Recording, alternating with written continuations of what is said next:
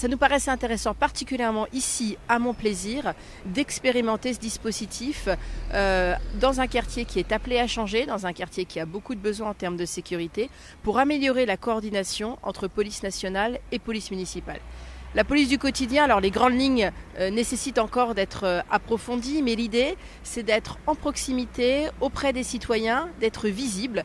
On n'est pas forcément dans ce qu'était la police de proximité ou qui a été souvent caricaturée. On disait en fait on joue au football dans les quartiers. C'est pas ça. C'est d'être connu et reconnu par les habitants dans le quartier et que finalement la présence des policiers, que ce soit policiers nationaux ou policiers municipaux, eh bien, soit inscrite dans le quotidien des habitants pour plus de sécurité, pour plus de sentiment de sécurité, tout simplement parce que quand on connaît, on échange plus et on avance aussi mieux dans la réalité de la vie du quartier.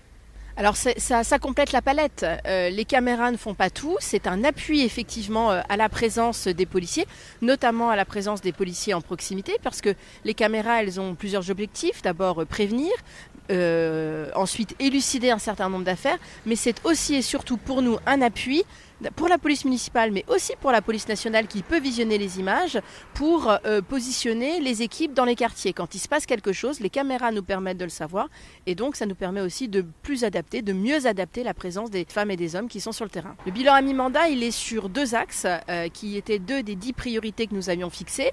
La police municipale la nuit, que nous avons déployée à partir du 1er janvier 2015, en complément de la police municipale de jour, qui a aussi renforcé sa territorialisation et donc sa présence au plus près des Angevines et des Angevins. Et puis la deuxième mesure, c'est le déploiement d'un réseau de vidéoprotection. Ça, c'est le bilan à mi-mandat. Moi, ce qui m'intéresse maintenant, c'est la deuxième partie du mandat et comment on va pouvoir continuer un développement des caméras et aussi approfondir la relation qu'on a avec les habitants sur la question de la sécurité.